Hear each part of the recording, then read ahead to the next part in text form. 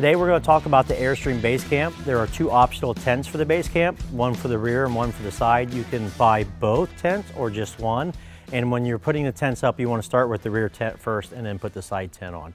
There are also a couple dealer prep items that need to be done before you actually go out on the road. So we're going to talk about those as well. The first one is on the track at the top. There's an insert on there. This needs to be taken out so the keeper of the tent will slide into that track. So what they do is they'll take this piece right here and they'll take it out of the track. Now this goes to the front and around the rear of the trailer. They'll take that out so the tents can slide in there. There's also snaps that need to be installed for the tent to hook to the trailer with. The dealer will install these when you buy the tent, and they're going to be about 4 or 5 of these along the back and the side of the tent. The rear tent is going to come in 2 bags. The first bag is going to have the tent itself. The second bag is going to have 1 fiberglass pole, 3 metal poles for the top, a set of instructions on how to set up the tent, and some drawstrings for your stakes. The first thing we're going to do is take the nylon cord on the tent and feed it into the track. While one person feeds it into the track, the other person will take the pull strap and pull it around the rear of the trailer. After we have the tent installed into the track, we're going to take our standard fiberglass tent pole. We're going to slide it into this black track that's on the back of the tent, and then we're going to use the small hole on the corner piece, and the big hole is for your support bars that go from the ground up.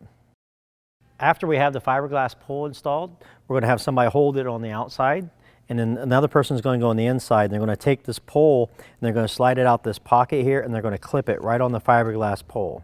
Once we have it clipped on the fiberglass pole, we're going to slide it into the pocket at the trailer side of the tent and then tighten it out and lock it down with this locking screw. Once we have all 3 roof bars in place, we're going to take the corner post, put it into the corner here, and then we're going to come down here and insert it into the eyelet of the strap. After you have it into the eyelet strap, we can take these little snaps here, these hooks, and hook them right onto the pole itself. Then we can take our stakes. We have 8 stakes for the rear tent. We can put them in these straps and then take a hammer and tighten these down to the ground. There's also drawstrings that we can hook our poles to as well, or stakes to as well. After we have our stakes in place, we could take our skirt, you take your eyelet, you pass it over the fastener, and you twist to lock it in place. There's one in the middle and one on each side.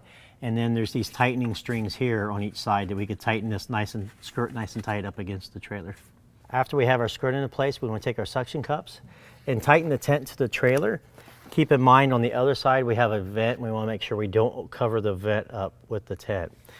We also have these undercarriage straps. We want to hook those on the skid plates and pull tight, but don't over tighten. We just want to keep it snug. Now that we have the rear tent installed, we can install the side tent. We're going to take the nylon cord and we're going to insert it in the exact same place we did as the rear tent, but slide it in the opposite direction.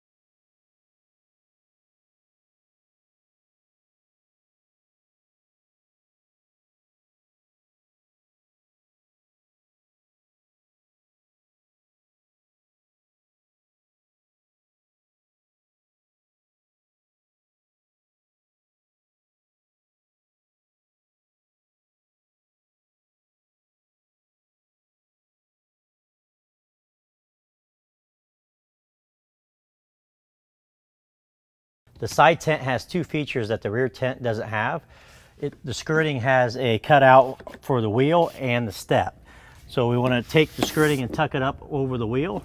And then there's a Velcro pocket here on the step. We separate the Velcro and insert it around the step.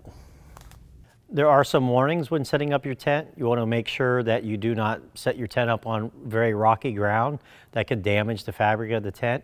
And you also don't want to be in any low areas where water can pull underneath the tent.